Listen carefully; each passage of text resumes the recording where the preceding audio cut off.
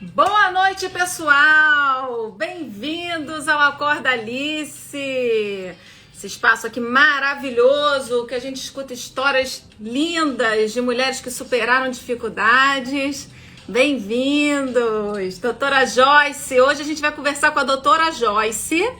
Já vou mandar um convite aqui para ela. Gente, ela é ginecologista, sexóloga. Ela, além de dividir com a gente a história maravilhosa dela, no final da live ela vai responder algumas perguntas que eu separei. Então fiquem atentos. Joyce, vou te mandar aqui o convite. Veja se recebeu. Tudo bem, gente? Michele, Jéssica, boa tarde. Oi, tudo Oi, bem? Carol, tudo bem? Boa Prazer te noite. conhecer. Olha, muito obrigada por ter aceitado o nosso convite, de estar aqui, dividir sua história, que é lindíssima. Eu falo para todo mundo que esse espaço aqui é um momento que a gente troca vulnerabilidades e se abraça. E isso é muito bom, porque a gente aprende muito umas com as outras, né? E eu tenho muito a te agradecer, porque eu sei que não é fácil, né? Muitas vezes a gente tem um pouco, né, de dificuldade de falar, mas é por isso que eu te agradeço muito, tá? Eu que agradeço o convite, um prazer poder estar aqui nesse seu espaço, tá aí te conhecendo, conhecendo seus seguidores, um pouco também da sua história.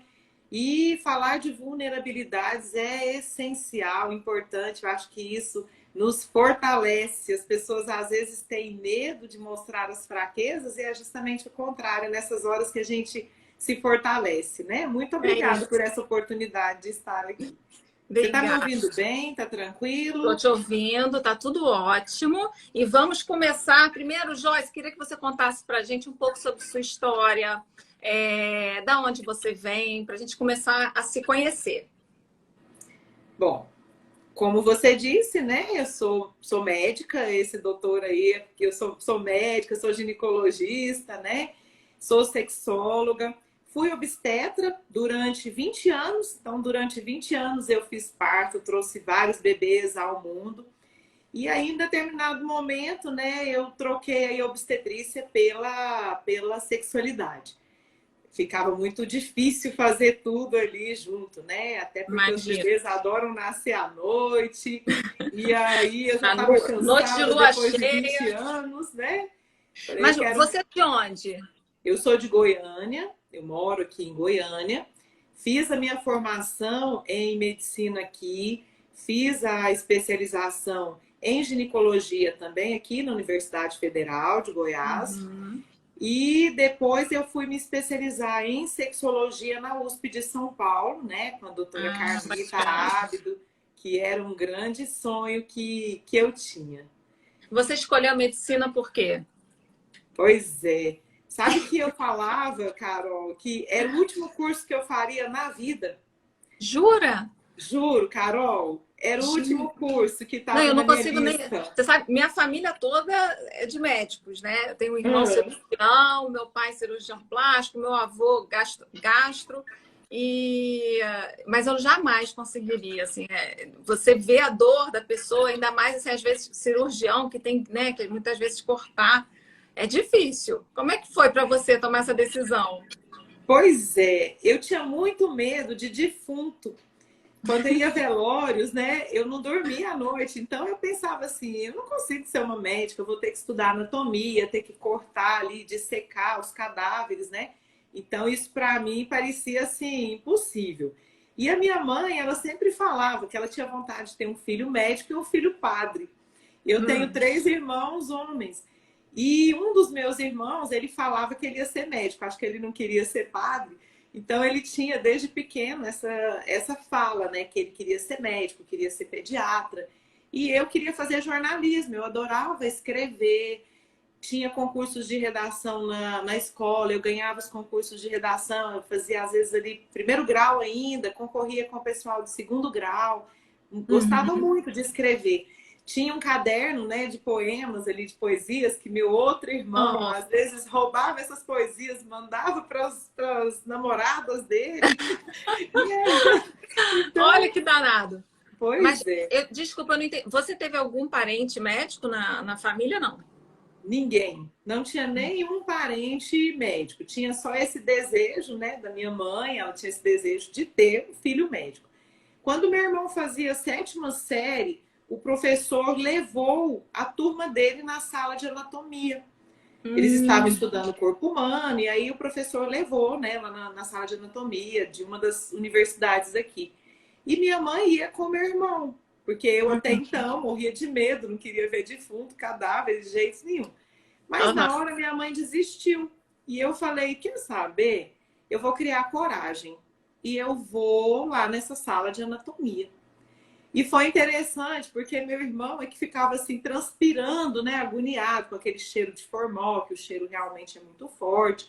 E eu achei muito interessante. Até porque pareciam ali uns bonecos de borracha, né? Já eram cadáveres que já estavam há muito tempo ali conservados no formol, então muda um pouquinho a cor da pele, a pele às vezes fica um pouco mais grossa.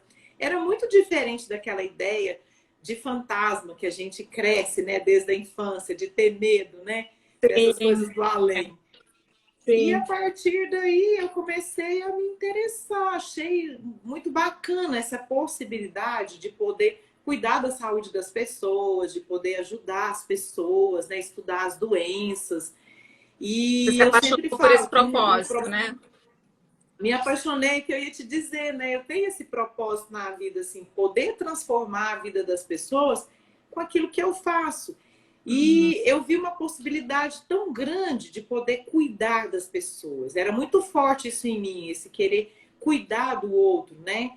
E eu falei, nossa, olha que bacana, eu vou poder cuidar sabendo o que fazer. Se alguém tá ali, caiu, machucou, eu vou saber o que fazer nessa situação. E gostava de estudar biologia, né? Achava interessante. E então, bom, falei, né? não, quer saber? Vou fazer, então, medicina, né? E realmente... Como é que foi o período da faculdade? Foram 5 anos? São 6 anos, né? 6 anos. A graduação, o período ali da graduação, né? Do curso são 6 anos. E depois a gente ainda faz mais a especialização. Aí a especialização vai depender de qual especialidade você vai escolher. No meu caso, eu fiz mais 3 anos, né? Fiz 2 anos ali, eram 2 anos de ginecologia, mais 1 ano de endoscopia ginecológica, né? Que eu faço cirurgias de videolaparoscopia, videoesteroscopia, então tudo isso. E aí fazia, né? Os partos e tudo. Para escolher a especialidade, tinha algumas coisas em mente, porque é um leque, né? Pois é. Uma gama ali de especialidades, é difícil às vezes você escolher. Mas eu tinha algumas que gostava muito. Gostava de cardiologia, adorava psiquiatria, quase fiz psiquiatria. Olha, e quando menina, uma coisa que eu jamais conseguiria era fazer psiquiatria. É muito difícil. Parabéns. E eu acho assim, a psiquiatria, o que eu pensava, assim, o envolvimento que a gente tem emocional é muito grande, né? Você tem que tentar estabelecer ali um limite, porque as pessoas, hoje a gente vê, principalmente com a pandemia, o quanto elas estão adoecidas, né? O emocional tá muito abalado, mentalmente as pessoas, né, perderam um pouco esse equilíbrio. Mas aí, quando eu fui fazer estágio na maternidade, que você vê ali o milagre da vida acontecendo, ver um bebê nascer, é apaixonante. Apaixonante. Primeiro parto que eu fiz na vida, eu fazia 5º ano, né, da faculdade, e estava lá de plantão, um dos primeiros plantões. Essa paciente já chegou, o bebê nascendo, eu tive tempo só de pegar um lençol e aparar esse bebê. Então foi um parto assim, super normal, normal mesmo, né? E eu falei, gente do céu, é isso que eu quero. É uma especialidade clínica e cirúrgica. E eu sempre gostei da parte clínica, mas eu gostava também de cirurgia, desde que não fossem cirurgias muito longas. Então, eu achava interessante esse ambiente, né, de centro cirúrgico, de fazer ali alguns procedimentos.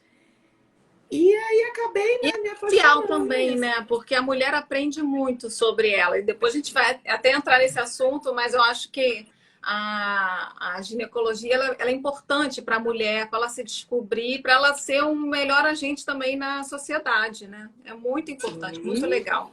E aí, tá bom, aí você escolheu, né, assim, o que você queria fazer, e aí depois você me contou que depois da faculdade você casou. Você conheceu seu marido dentro da faculdade?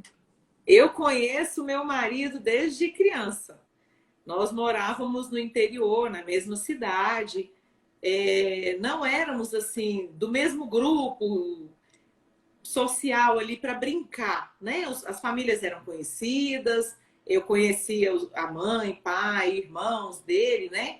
Mas nós não éramos ali de brincarmos juntos. E Uhum. aí, quando meu marido tinha 12 anos, ele perdeu a mãe. A mãe faleceu e ele acabou mudando aqui para Goiânia. Então, a gente ficou um bom tempo sem ter contato, sem se encontrar.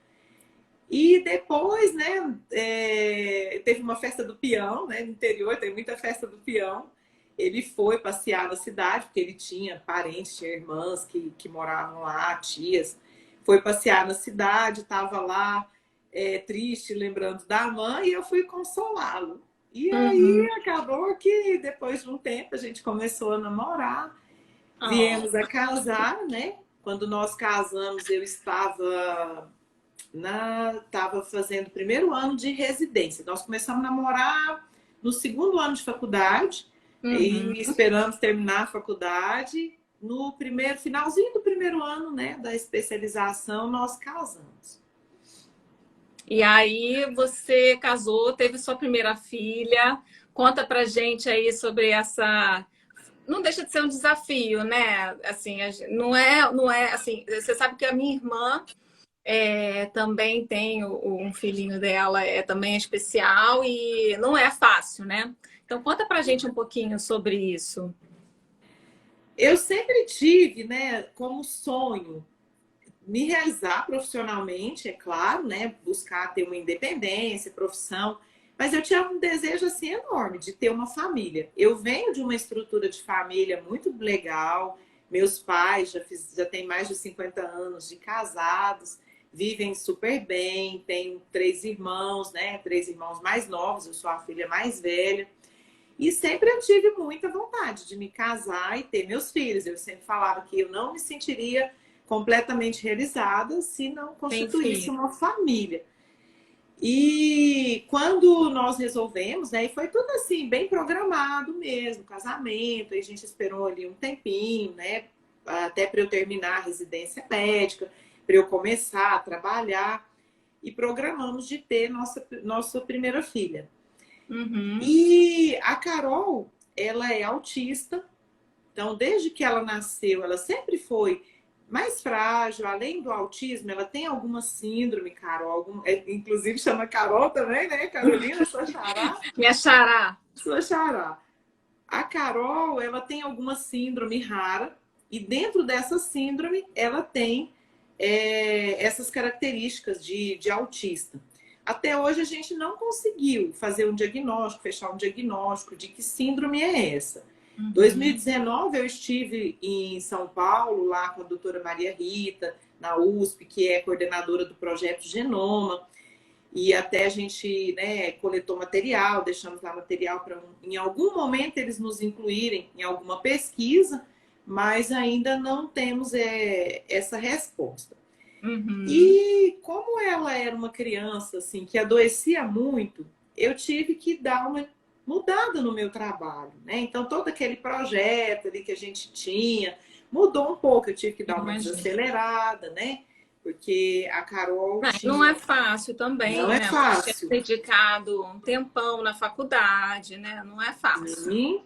E E aí eu vocês ainda conseguiram se agradeço, né, organizar para cuidar da Carol, para né? cuidar da Carol. Agradeço por não ter parado de trabalhar. Eu tenho um marido extremamente companheiro. Eu Ai, tenho uma funcionária que trabalha comigo até hoje, desde que eu casei, que foi assim, foi e é uma segunda mãe para os meus filhos.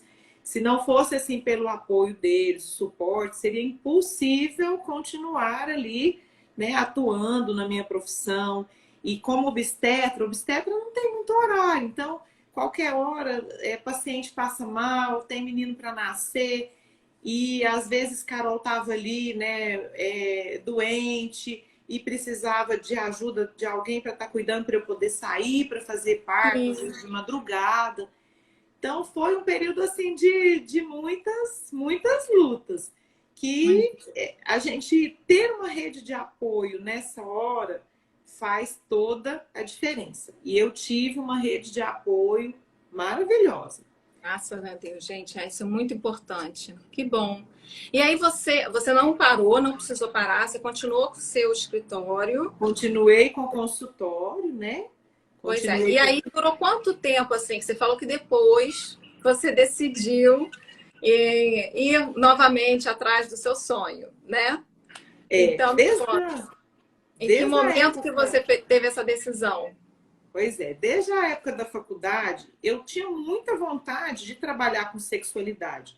Uhum. Sempre foi um tema assim que me chamou muita atenção. Na faculdade eu tive uma professora que ela fundou aqui em Goiânia um dos primeiros ambulatórios de transexualidade do Brasil. Então Goiânia foi assim pioneiro, né, nas cirurgias de mudança, né, e de sexo. E desde então eu tinha muita vontade de trabalhar com essa área. Dentro da ginecologia, a gente escuta muitas pacientes com queixas sexuais. Pacientes que não têm Sim. vontade de ter relação, pacientes com dores na relação, paciente que nunca teve um orgasmo. E a nossa formação médica, ela é muito deficiente nessa área da sexualidade. Hoje Uhum. até eu faço parte, né, da Comissão Nacional Especializada em Sexologia, da FEBRASO, que é a Federação Brasileira de Ginecologia, e uma das nossas lutas dentro dessa comissão é por uma mudança na grade curricular, tanto dos residentes quanto dos estudantes da graduação, estudantes de medicina, para que tenham mais aulas de sexualidade, para que aprendam mais como ajudar esses pacientes. Porque não é só na ginecologia que eu vou ter pacientes reclamando de alguma disfunção Uhum. sexual. O cardiologista vai lá prescrever uma medicação, pode interferir na sexualidade, ou talvez uma disfunção erétil indica que a saúde cardiovascular não está muito boa. E nós somos seres sexuais, a gente precisa, né, valorizar tudo isso. Saúde sexual é Saúde importantíssima. sexual é importante, né? E acaba gerando saúde geral. E a saúde Geral, geral vai exatamente. influenciar na saúde sexual, né? Tá tudo junto e misturado. Pois Bom, é importantíssimo as pessoas entenderem isso, né? e E aí, você. Carol, o que acontece, né? Eu tinha esse sonho, essa vontade, mas aí, como veio, né, a Carol especial, requerendo cuidados a mais, né? Nesse período até eu tinha feito alguns concursos públicos aqui na cidade vizinha. Eu passei nesses concursos e eu nunca assumi a vaga porque pesava mais esse lado mãe de dedicar para Carol, porque ela por algumas vezes correu risco de vida, era muito frágil, quando ela tinha aí uns 3 anos, ela precisou ficar na UTI, quase morreu. E eu falei, não, eu preciso, né, ter uma certa, como que fala? Eu preciso, quando a Carol adoecer, eu preciso estar mais ali, perto dela, né? Uma flexibilidade aí de horários, de não ter aquele Sim. compromisso ali de ser uma empregada mesmo, Não, né? com Uma funcionária, certeza, com né? certeza. São opções que a gente vai fazendo na vida, são Não, eu escolhas, né? também. Teve um momento que eu parei e fiquei enlouquecida, assim, pela maternidade, né? Eu acho que mexe demais com a gente. Mexe muito. E aí E você esperou a Carol crescer. esperei a Carol, né? Logo veio o Gustavo, que eu também queria ter um atrás do outro. Quando a Carol tinha 2 anos e 2 meses, 3 meses, nasceu o Gustavo. Gustavo, Você a tem um gente fala, casal? né? Tem um casal e tive uma perda gestacional bem depois, que eu vou te contar sobre isso Ah, também. muito bom. Eu também tenho um casal. Tem um casal, Fofo. pois é. Eu tive 2 anos também depois. Certo. Olha só as histórias, né, muito em comum, Parecidas. né?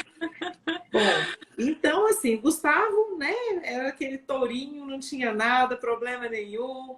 Era um menino super saudável e foi muito bom, porque quem tem filho especial, primeiro a gente vive aquele luto, né?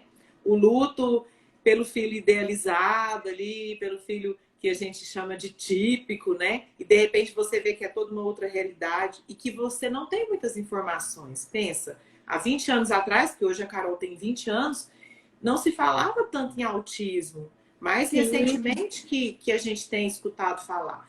Então, É. primeiro até você descobrir que é um quadro de autismo, né? Demorou aí uns 2, 3 anos para começar a pensar em alguma coisa. E aí começa terapias, né? A gente Não, é tem, uma além, luta. Não é não é fácil. fácil, porque aí você tem que trabalhar menos, você tem mais gastos, equilibrar financeiramente tudo isso Controlar o emocional é um também. desafio, né? Mas depois que eles estavam um pouco maiores, que Carol já não adoecia tanto, eu falei, não, agora, e foi assim, bem na adolescência deles, então eu falo que eu passei vários anos ali hibernando, estudando, eu sempre gostei muito de estudar, ia para congressos, fiz parte, como eu disse, durante 20 anos, né? E sempre me aprimorando, mas de uma forma assim, mais ali próxima. Até que quando eu percebi que eles estavam numa fase mais tranquila, que já não precisavam tanto ali, de eu estar, né, me dedicando integralmente, eu falei, não, agora é hora de fazer o que eu sempre tive vontade, de fazer essa especialização. E tinha esse desejo de fazer na USP com a doutora Carmita Hum, Abdo, que é referência, né? Poderosa! Referência nacional, né? Maravilhosa! Pois é. E foi ótimo, porque assim, deu tudo certo. E meu marido, como sempre, né, me deu todo apoio, porque todo mês eu tinha que pegar um avião e ir para São Paulo.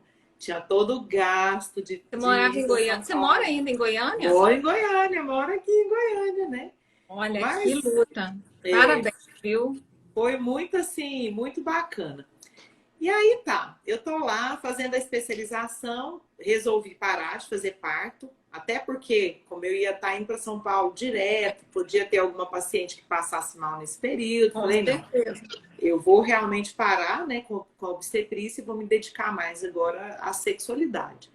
Foi super bacana, eu sou apaixonada por estudar a sexualidade, gosto muito, eu vejo o quanto a gente pode contribuir com as pessoas, o quanto isso está conectado com esse meu propósito de vida, de poder mesmo transformar a vida das pessoas com aquilo, né, que eu estudo, com aquilo que eu faço. Durante essa formação em São Paulo veio mais um desafio. Eu tive uma gestação não planejada e quando eu estava gestante de 6 meses e meio, eu tive um óbito intraútero. Então, de um dia para o outro, né, a Mariana parou de mexer e foi a pior experiência que eu já vivi na minha vida. Mas Você disse aí que tem 2 anjinhos, né? Então, não assim, é fácil. eu falo que perder filho não tem dor maior. E primeiro foi aquele susto quando eu soube que estava grávida, 43 anos, inadvertidamente, ginecologista grávida, como assim? 2 filhos Tinha, grandes já. meu filho caçula, né? Na época o Gustavo estava com 13 anos, Carol com 15, e é começar tudo de novo.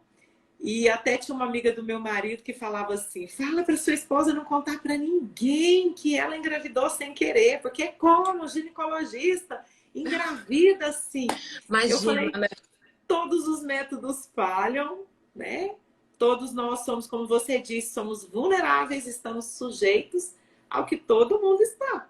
É Então, isso. é até para a gente ver que isso acontece, como é que fica a cabeça, né, de uma pessoa quando engravida e não estava planejando. Então, hoje eu consigo compreender muito melhor as pacientes que passam por essa situação. Assim como eu consigo compreender as mulheres que perdem filhos. E esse momento, eu falo, esse momento difícil, né, foi o momento mais difícil da minha vida, em que eu precisei realmente assim ressignificar muita coisa. A gente viver esse luto, nós temos aquela ideia de que o luto, muitas pessoas ainda falam, luto dura 3 meses. Que engano, que ilusão, o luto é variável É isso, não tem data né? para terminar, não, gente. Depende, né, de como bateu aí para cada um. Isso. Não é mole. Não, Não é mole. e eu também tenho, assim, algumas amigas que tentam engravidar, assim, primeiro, né, se dedicam ao profissional para depois tentar engravidar e acabam não conseguindo. A Jéssica tá falando, minha mãe perdeu seis filhos, Nossa, Jéssica. pensem, 6 Nossa. abortos, Jéssica, meu Deus, olha. Nossa, Jéssica é um Jéssica, milagre da mãe você é dela. um milagre, hein? Que coisa linda, Que né? benção. É. Olha que história, hein? É. A Que Jéssica merece uma sofrimento. live só para ela, porque ela tá aqui sempre Merece. comigo, maravilhosa. Que lindo, que coisa boa. A Pois é, Paty também, olha, minha mãe perdeu quatro. olha, Gente, quantas perdas, né? é isso. E É por isso até que eu falo, a gente tem que se abraçar, tem que sabe? se Não tem abraçar. espaço para ficar. Mas, né, as mulheres, a gente passa por muitas coisas e a partir do momento que a gente se une, né, e entende umas às outras, é tão melhor, né?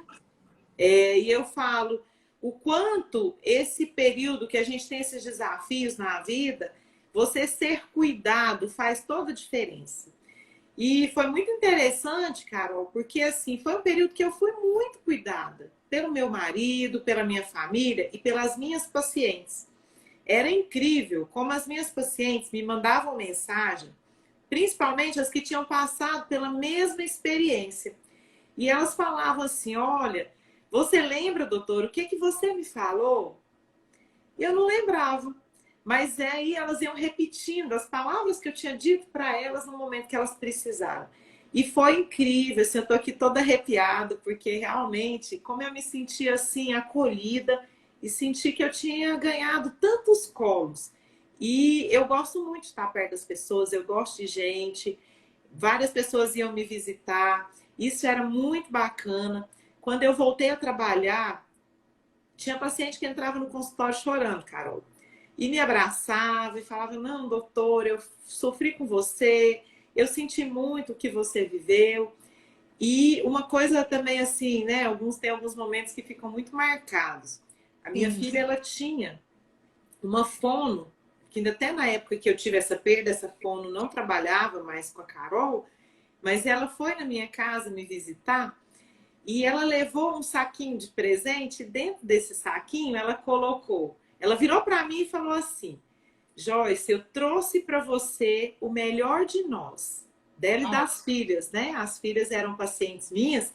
Aí ela levou a almofadinha de costura dela, o perfume do casamento de uma filha e o tercinho da outra. Eu falo, eu guardo Gente, isso que com tanto delicadeza, carinho. meu Deus do céu. Vocês estão vendo? Gente, tem muita coisa boa, muita coisa gostosa nesse mundo, né? Muito, é Olha muito isso. amor. E isso faz muita diferença, né? Isso ajuda a gente a passar por esses momentos difíceis. O luto, ele tem altos e baixos. Eu já fazia terapia na época e acabei assim mudando de terapeuta, fui para uma pessoa que era especialista em luto. E eu tinha a ideia assim, não, tô indo para terapia com meu coração aberto, logo logo passa esse luto, e eu acho que é como se fosse uma prateleira onde tem várias caixinhas. Eu vou encaixar minhas caixinhas e pronto, e acabou. Aí, de repente, a caixinha não cabe. Você fala, nossa, essa caixinha tem um formato diferente. Eita, peraí, tá doendo aqui de novo? O que eu faço, né, com essa dor? Parece que não passa. Mas passa, né? Tem um tempo. É um processo que a gente precisa procurar ajuda e que uma hora passa. E eu falo, viu, Carol? É interessante assim, porque isso aconteceu, né, em 2016, eu tive essa perda gestacional. E aí parece que eu estava ali dentro do casulo, né? Eu me sentia assim, eu questionei muitas coisas, É inclusive isso em que eu ia relação. perguntar, Joyce, assim, dessas duas experiências que você teve,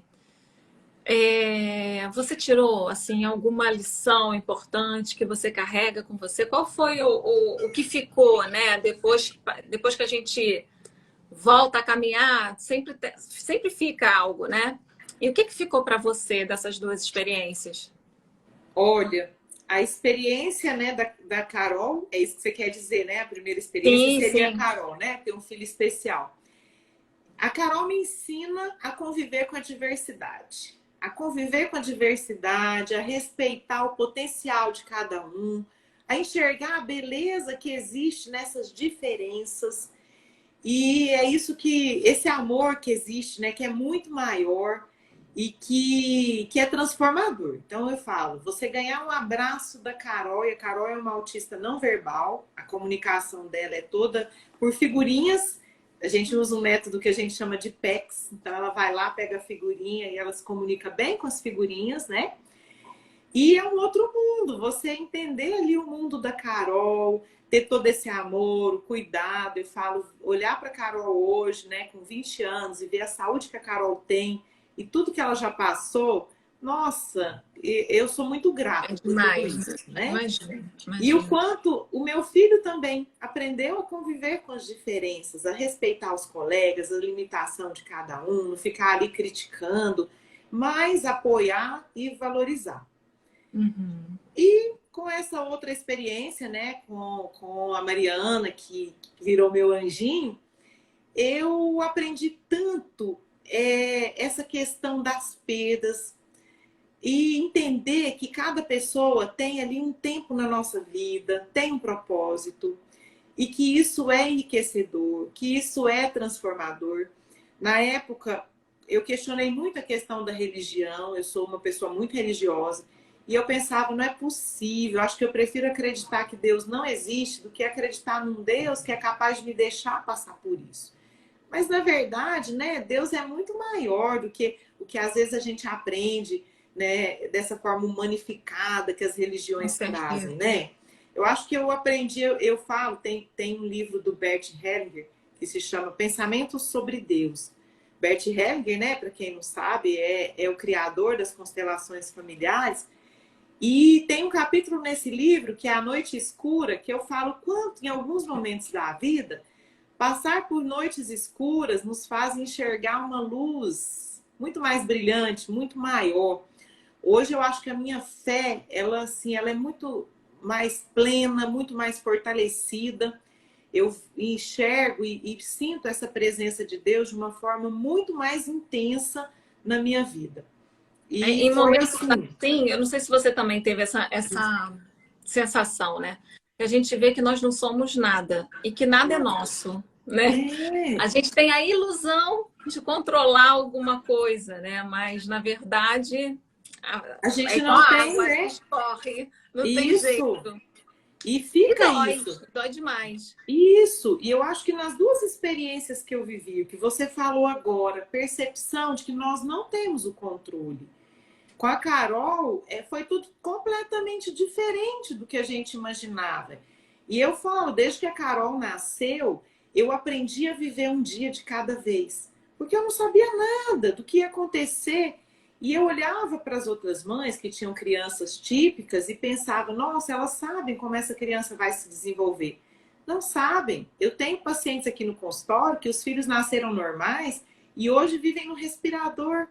Tiveram aí algum problema, né, cerebral, uma encefalite, ou tiveram um acidente de carro e vivem no respirador.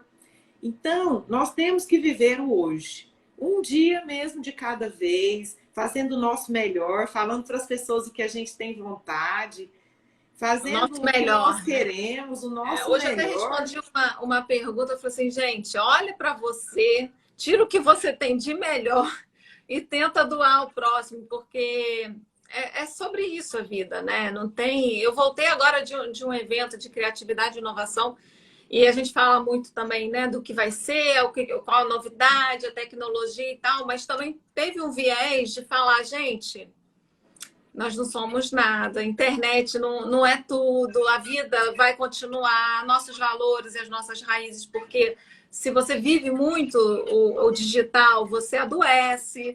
Então, é muito importante que a gente não perca os nossos valores, né? Que a gente saiba muito bem aonde a gente está pisando. E depois de momentos difíceis, a gente sempre tem que sacudir a poeira e continuar caminhando, né? E aí, conta pra gente como é que foi esse momento aí de uma nova realidade, uma porta nova que se abriu para sua vida e que te trouxe tanta alegria. Não foi só uma porta, foram várias portas. Ah, então E conta. quando você fala de sacudir a poeira, eu me lembro que quando a Mariana se foi, a sensação que eu tinha era aquelas cenas de terremoto, que você olha ali, né, passa lá, a cidade está linda, os prédios, tudo colorido, de repente passa um terremoto, como a gente está vendo aí, infelizmente, a guerra, e não sobra nada. Então eu pensava assim, meu Deus, o que sobrou para eu começar a reconstruir de novo? E claro, né, eu tinha uma família linda, meus filhos, meu marido, todo mundo ali, né, me dando esse apoio. Tive esse cuidado através, né, de profissionais ali da psicologia. Na época eu ainda estava fazendo essa formação em sexualidade, a doutora Carmita também me deu muito apoio. Ela também já passou por uma perda, né, gestacional. E esse apoio foi incrível. E a partir daí, né, muitos frutos apareceram.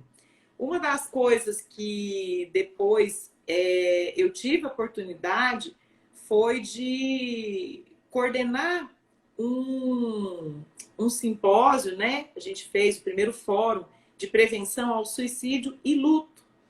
E como Olha. eu conheci, tive contato com profissionais dessa área, por conta do meu próprio luto, a gente conseguiu fazer um evento para 600 pessoas Olha aqui, que né, na universidade, a Universidade Federal de Goiás, junto com a Sociedade de Ginecologia, e foi uma coisa muito bonita. E essa formação em sexualidade eu terminei e comecei, né, depois a trabalhar nessa área. E quando veio a pandemia, eu estava ali terminando esse processo de luto, porque foi um processo longo, cheio de altos e baixos. Eu falo que foram 3 anos que eu precisei ali mergulhar mesmo nessa dor e ressignificando muita coisa na minha vida. Quando veio o início da pandemia, eu ainda tinha uma certa resistência com esse meio digital. Eu vi alguns colegas e eu pensava assim, meu Deus, o povo é marqueteiro demais, não é esse o meu perfil. O que eu quero com as redes? Eu sei que as redes são importantes, é uma forma de levar conhecimento, mas de que forma eu posso fazer isso? Eu tinha lido um livro que eu acho sensacional e fica aqui de dica, do Pedro Tourino, que se chama Eu Mesmo e Minha Selfie. E me ajudou a ir entendendo de que forma eu poderia levar essa mensagem. E aí, primeiro mês da pandemia, lockdown, um mês em casa, a gente que é médico tem uma vida super agitada. Eu falei, meu Deus, o que eu vou fazer? 30 dias preso, não dá nem para ir ao shopping, não dá para passear, o que eu vou fazer, né? E eu acordava super cedo, foi até uma coisa que eu descobri, que eu era, assim, muito produtiva do ponto de vista alimentar, das 5 às 7 da manhã. Só que antes eu ficava tentando dormir, brigando com sono, não, porque eu tenho que dormir mais um pouquinho, que daqui a pouco é hora de acordar para ir trabalhar. Na pandemia, você tinha o dia todo, 24 horas, podia dormir, acordar a qualquer hora, né? Esses 30 dias. Das 5 às 7 era um momento que eu estudava. Eu faço uma pós em terapia cognitivo-comportamental. Então eu ia assistir aula, eu ia ouvir podcast, né? Ouvia muitos podcasts da Ana Canosa, sexoterapia. Lia muitos livros, os livros que eu tinha começado e não tinha tempo para terminar. Eu acabei tendo mais tempo. E aí, em algum momento, eu falei assim, meu Deus, eu não posso guardar isso para mim. Conhecimento guardado não serve para nada. Eu quero dividir isso com as pessoas. E aí vi o pessoal fazendo live, né? Falei assim, quer saber? Eu vou também começar a fazer mundo umas em lives. casa, né? Todo mundo em Com casa, né? tempo. Foi muito engraçado, porque aí eu falei assim, convidei uma amiga para fazer live e ela muito perfeccionista, né? Falou assim, não, mas vamos... Eu até queria falar do Covid, né? No tempo de pandemia, como é que a gente fazia sexualidade Covid.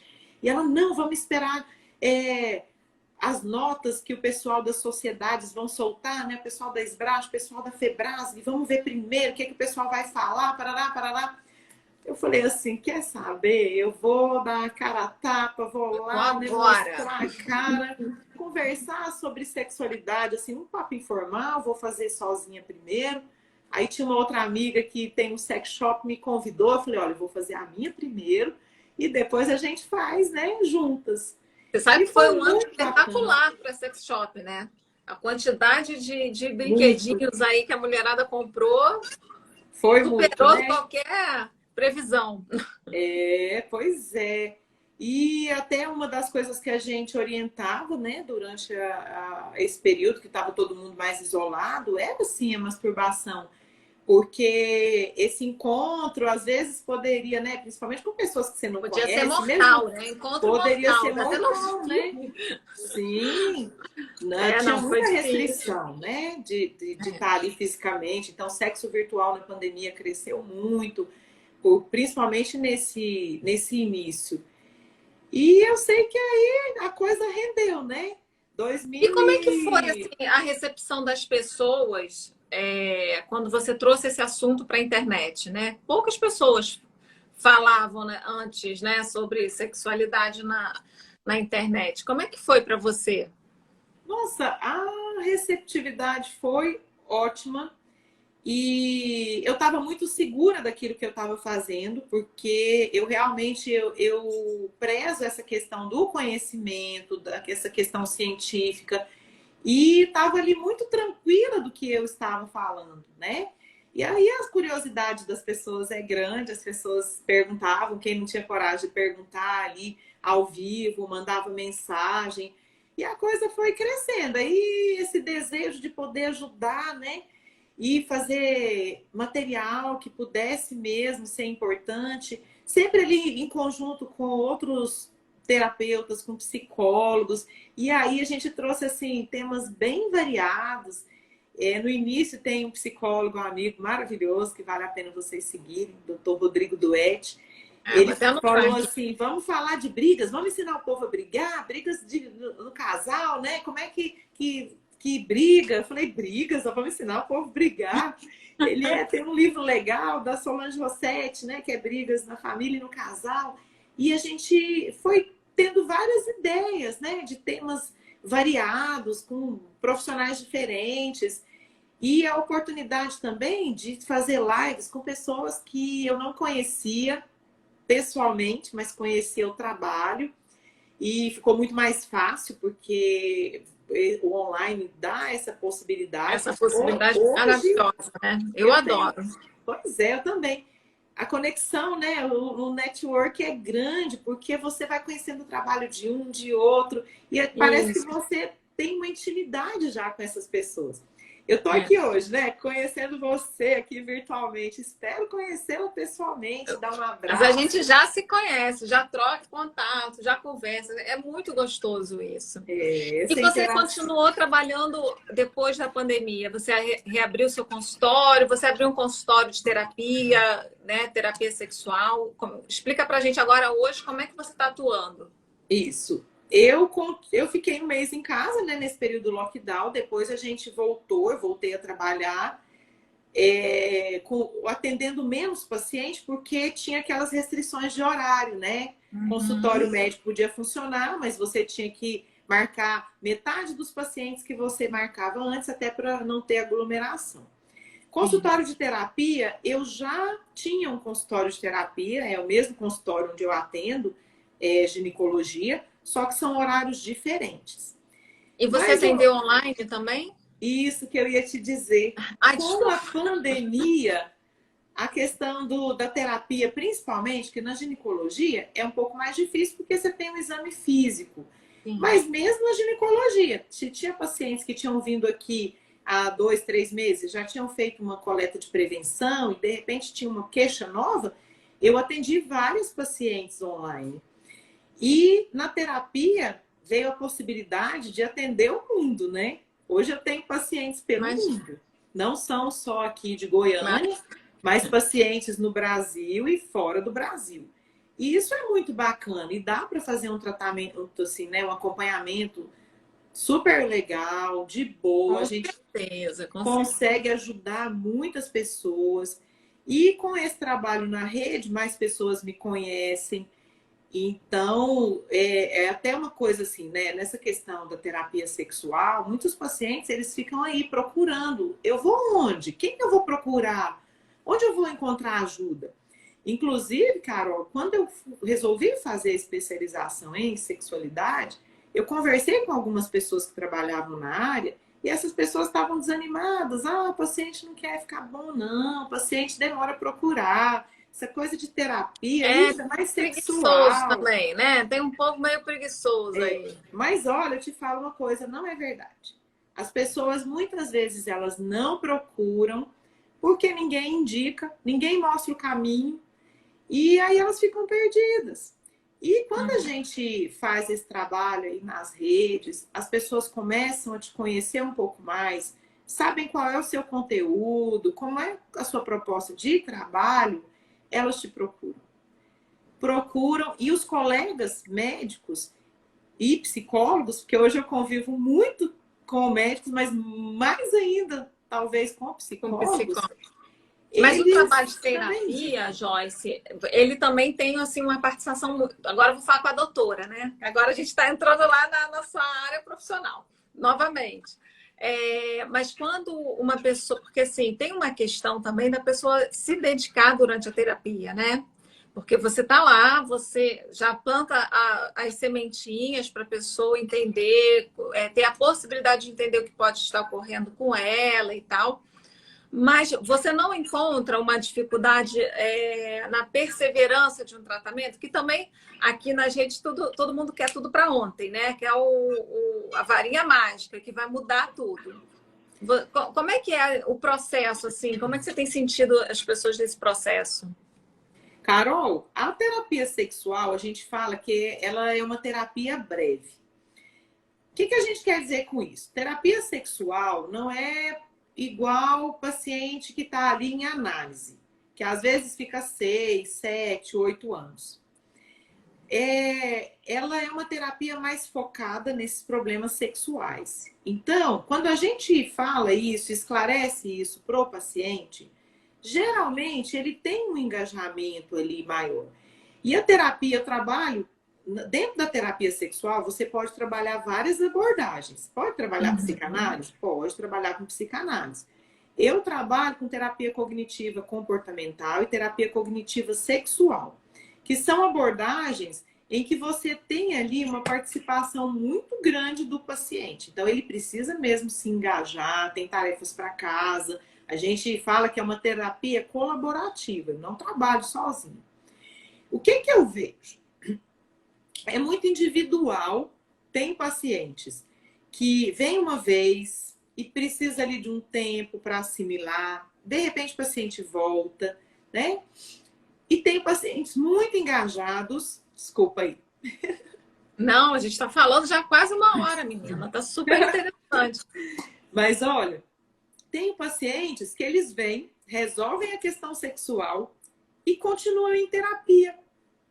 Como a minha formação não é só de terapeuta sexual, né? Eu tenho essa formação em terapia cognitiva comportamental, que eu posso, né, atender pacientes com outras queixas. Às vezes o paciente continua aqui fazendo terapia para resolver outros problemas. Eu tenho, assim, principalmente na pandemia, eu vejo que, e talvez com o trabalho das redes, as pessoas estão percebendo a necessidade de cuidar dessa saúde mental, saúde sexual, saúde mental. Eu vejo um interesse maior das pessoas em estarem bem e quererem realmente encontrar essa ajuda. E tem aquelas... Eu acho que o consultório do terapeuta, ele é um consultório que ele precisa estar de portas abertas, para que a pessoa possa ir, né, ir embora um tempo e voltar quando achar necessário. Cada um tem o seu tempo nesse processo. Então, às vezes, eu quando fiz terapia a primeira vez, foi até quando a Carol nasceu. Carol tinha os problemas dela e a gente não sabia. E ela eu não conseguia amamentar a Carol. Eu queria parto normal, foi cesárea, eu queria amamentar, não conseguia. Eu falei, eu ajudo meus pacientes. E eu não consegui. E me sentia assim muito mal, sentia a pior mãe do mundo. Pensava, Carol não gosta de mim. Carol, minha avó um dia falou assim, ela não gosta do seu leite. Para mim, eu era o meu leite, né? A gente fica meio misturada ali as emoções. E quando eu fui para a terapia a primeira vez, eu fiz 8 sessões e cheguei para a terapeuta e falei assim, eu não quero mais vir aqui, eu já resolvi o que eu queria e se eu continuar vindo, eu vou vir por obrigação. E aí a terapeuta falou, olha, você tinha um incêndio, você apagou, tem outras coisas. As outras coisas eu não quero mexer agora. Então, é até você ter essa liberdade, você dá essa liberdade, isso é muito bom. Né, para o paciente. Tem toda a razão, Sim, Depois, futuramente, eu fui mexer nessas outras coisas. Mas é a gente sentir esse tempo, você ter a disposição para querer mexer naquilo, né? Com certeza. Porque às Eu vezes são concordo. processos dolorosos, né? Sim, sim. Agora, doutora Joyce, para a gente terminar, eu tenho aqui algumas perguntas que as seguidoras me mandaram. Eu vou escolher 3 para você responder para elas, tá? A Ótimo, primeira pergunta foi se existe o ponto G e onde fica? O tal do ponto G. ótimo. Dúvida para muita gente esse tal de ponto G, né? Ponto G, né? Bom, o ponto G, na verdade, não é uma estrutura anatômica.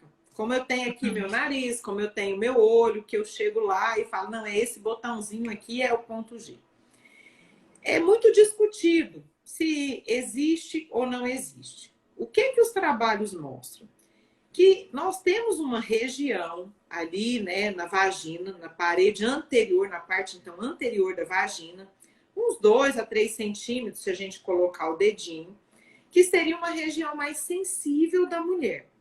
Uhum. Alguns trabalhos falam que essa região seria uma confluência ali dos nervos do clitóris, uma reflexão desses nervos do clitóris na parte anterior da vagina.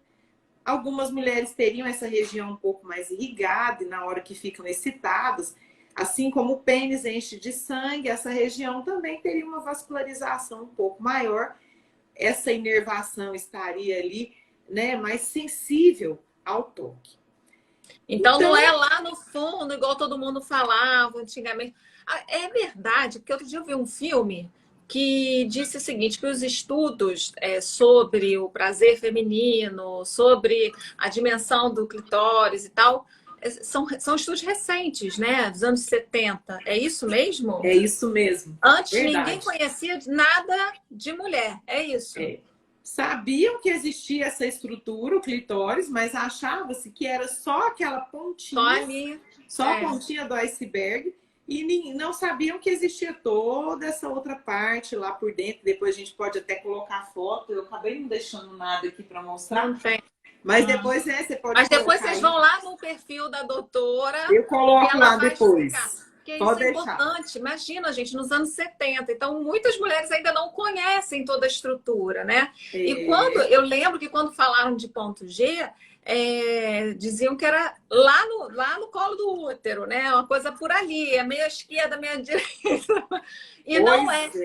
Tá mais próxima vamos dizer, à entrada. A né? entrada da vagina.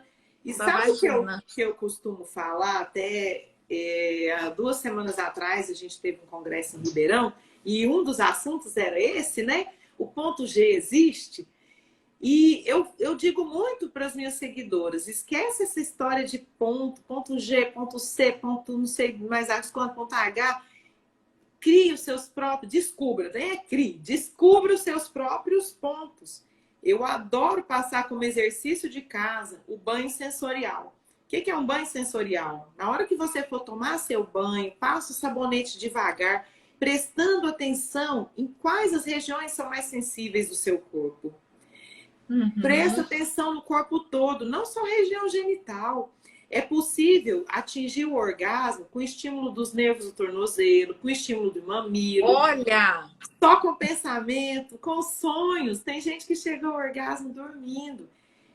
Eu falo assim, às vezes eu tô lá estudando, de repente eu passo a mão aqui, né, entre os dedos. Como essa região é sensível, às vezes palma da mão. Tem tantos pontos no nosso corpo que são gostosos de serem tocados. E a gente fica ali preocupado se ponto G existe, se não existe, se mulher ejacula, se não ejacula. Então, eu vou para a segunda pergunta aqui. Ó, não consigo gozar, o que eu faço? Bom, se você não consegue, né, gozar, e tem gente que usa o gozar como sinônimo de orgasmo, tem gente que usa o gozar como sinônimo de ejacular. Uma coisa ou outra, né, seja como fosse. Vamos colocar aqui como se fosse sinônimo de orgasmo. Então, se eu não consigo ter orgasmo, o que eu posso fazer? Para a gente ter orgasmo, é preciso que tenha estímulo. um estímulo adequado, nos lugares adequados. E quais são, então, os lugares adequados? É o ponto G? Não, pode ser o ponto G, pode ser clitóris, pode ser outras regiões do seu corpo, mas onde você gosta. As mulheres com dificuldade de orgasmo, geralmente, elas têm um perfil um pouco mais controlador. Ter um orgasmo é perder o controle. Naquele momento que você tem um orgasmo, é como se fosse, a gente fala que simula uma crise convulsiva. Então, seu cérebro está todo ali ativado. E o orgasmo é cerebral, né? Então, o orgasmo, ele tem sensações físicas, sensações emocionais que passam pelo nosso cérebro. Por isso, não interessa se o estímulo foi na vagina, se o estímulo foi no clitóris, mas como que está essa conexão do seu cérebro, dessas estruturas que são responsáveis pelo orgasmo, com o seu corpo? Agora, para o homem também é assim, não?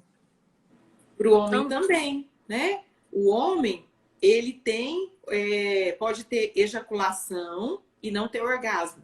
Pode ter orgasmo e não ter ejaculação. E aí, para as mulheres, como eu estava dizendo, mulheres que são controladoras demais têm dificuldade para ter orgasmo. Às vezes ela fica assim, eu estava quase lá, quase lá. E começa a vigiar. A gente tem que... O orgasmo, quanto mais você persegue ele, quanto mais você quer ter orgasmo, mais difícil de ter. Orgasmo é como se fosse um espirro, é como se fosse um atim. Se eu falar aqui agora, eu quero espirrar, eu não vou espirrar. É preciso, eu costumo comparar e fazer, né, uma metáfora, que é como se você fosse subir uma montanha para saltar de asa delta. Ninguém salta de asa delta se estiver lá no chão. Tem que subir a montanha. Por quê? Se você não tiver o estímulo para você subir essa montanha, você não vai atingir uma altura legal. Você chegou lá em cima, tem que ter coragem para saltar. Né? Quem vai saltar de asa delta, se joga. Então, para ter um orgasmo, é preciso se jogar. E aí, é preciso deixar de ser ator na hora, de espectador, que a gente fala, né? Ser espectador. Né? De ficar ali prestando atenção e vigiando o orgasmo. Ai, será que hoje eu vou ter? Não, será que vai dar certo? É preciso você viver o momento. E o principal foco da relação sexual precisa ser o prazer, não ter ou não ter orgasmo. Porque mesmo quando a gente não tem orgasmo... E nem fazer performance, né, doutora? Porque a gente... E nem fazer performance. Nem fazer preocupada em ficar fazendo caras e bocas, porque tem que ver assim, onde está gostosinho, onde não está, e vamos embora. Isso! Agora, deixa eu te fazer uma pergunta. Porque para mim ajudou muito, tá? Você acha que os vibradores ajudam a mulher a se descobrir como chegar ao orgasmo? Sim, eu acho que os vibradores ajudam muito no autoconhecimento. Muitas mulheres ainda acham que só existe vibrador em formato de pênis. Não é verdade. Eu adoro os vibradores que não têm formato de pênis. E quando eu indico, geralmente são esses. Porque as mulheres acabam não ficando ali constrangidas.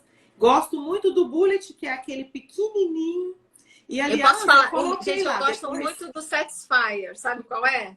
Sei. Eu sei qual que é. Gente, foi uma maravilha. Depois que eu descobri o Satisfyer na minha vida, não tem... Eu fico assim, ó, com essa carinha maravilhosa. Maravilhosa, né? Não tem tristeza. Eu acho que as mulheres precisam perder esse medo de se olharem, pega o espelhinho, olha como que são os seus genitais, olha o corpo todo e se toquem, passa ali um óleo, começa se tocando sem essa intenção de ter orgasmo, mas de perceber o corpo. A finalidade é você perceber onde é que tem uma sensação gostosa. Tenham a coragem de experimentar um vibrador. Se fica meio na dúvida, eu gosto sempre de começar pelo Bullet, que é pequenininho. Depois vai ter, né, um modo mais avançado e aí vai experimentando outros. Tem vários em formato, né, dos bichinhos. Eu gosto muito, eu falo que tem todo um zoológico. Tem o golfinho, tem o esquilo, o porquinho. Essa semana eu estou até falando lá dos brinquedos, né, no meu perfil. Dá uma olhadinha. Vai lá. Vai lá dar uma olhadinha. Hoje, daqui a pouco, quando eu terminar com a Carol, eu vou publicar mais um vídeo falando sobre os brinquedos, né? Hoje Porque a eu gente vai recebi, essa é uma dúvida, né? Não tem jeito. Outra dúvida que eu recebi foi se existe prazer na menopausa, no pós-menopausa, né? Existe? Como é que é a vida Claro, da mulher?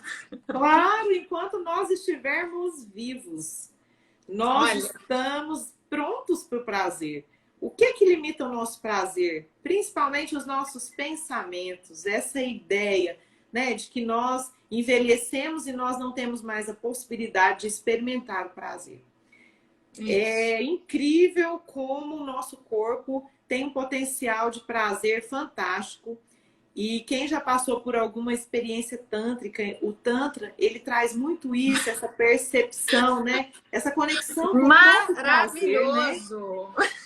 A gente se descobre ali e fala assim, meu Deus, eu nem sabia que eu era E muita capaz, gente né? não sabe o que é, muita gente com preconceito. E É, olha, é um ensinamento assim para a vida, né? Para a saúde em geral, sim, eu aconselho. eu também indico e acho que assim, né? E aí as pessoas, sempre que a gente fala em Tantra, acham que é sexo tântrico, que se você vai numa casa ali onde você vai transar com alguém. Não é nada disso. A gente tem a massagem tântrica. O Tantra é uma filosofia de vida. Essa massagem é uma conexão dos pontos do seu corpo. Se você não quiser que seja tocada a região genital, não será tocada a região genital. Mas é essa conexão, né? Você descobrir no Tantra aí que você vai esquecer essa história de ponto G mesmo, porque aí você vai descobrir que você tem tantos pontos que você É nem isso. precisa se lembrar É de ponto sobre G, né? toque, é sobre energia, gente, é tão maravilhoso. E assim, aí passa, né, a deixar de ser o sexo como a gente conheceu, né? E passa a vir um outro entendimento, né, a respeito de um relacionamento, de uma intimidade com uma outra pessoa, né?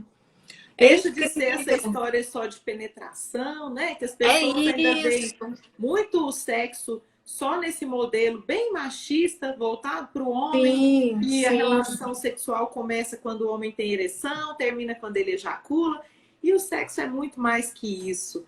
A gente tem aí um potencial incrível, né? De conexão com o outro, de conexão com o próprio corpo, desse autoconhecimento, dessa energia boa, e que traz uma saúde incrível.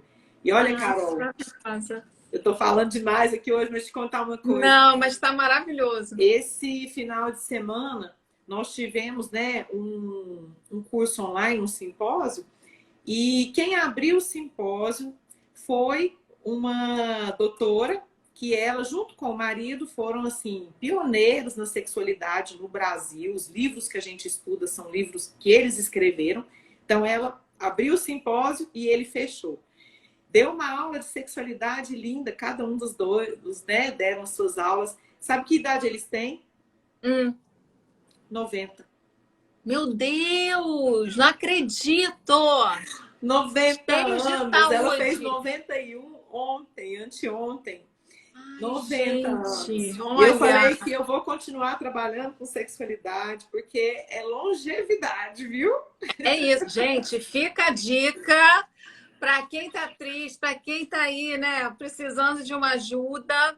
Procura, vamos dar seu arroba, é arroba doutora Joyce Arroba, Lima, não é isso? isso, arroba doutora Joyce Lima, o doutora é DRA, Joyce com I, então DRA, Joyce Lima. E quem não conseguiu fazer perguntas, né, podem me mandar, tenho o maior prazer sempre em responder as dúvidas, mandar as enquetes para vocês, para a gente pensar junto, né? Sexo ainda é um assunto que, infelizmente, ainda tem muito tabu, muitos mitos, e quanto mais a gente puder, né, desmistificar tudo isso, melhor. E eu É tenho, isso. Carol, um podcast que está lá no Spotify, Boa! Ó, que se presta atenção chama aí, gente. Isso. Então, vocês vão encontrar lá no Spotify o podcast como Sexo Descomplicado. Uhum. E vão encontrar também os últimos episódios no YouTube, que eu tenho gravado ao vivo na rádio XYZ Oficial. Maravilhosa. Bom, primeiro eu quero agradecer a Joyce por ter nos apresentado sua história pessoal, dividido com a gente suas dores. E eu quero agradecer também a doutora Joyce, que deu várias dicas aqui para as seguidoras. Meninas, sigam a doutora, perguntem mais para ela, que ela está lá à disposição, né, doutora? Disposição, podem mandar. Eu adoro responder as dúvidas de vocês, viu? E quero te agradecer por esse convite. Adorei poder estar aqui falando um pouquinho aí da minha vida, né? Então, tão gostoso a gente poder lembrar das histórias. E quero muito conhecer você é uma mais guerreira. sobre você. Parabéns. Obrigada, prazer foi meu ter te conhecido, viu? Obrigada, pessoal. Todo mundo aí. Um beijo, viu? Beijo. Até a próxima quarta. Obrigada, doutora. Obrigada a você. Tchau. Tchau.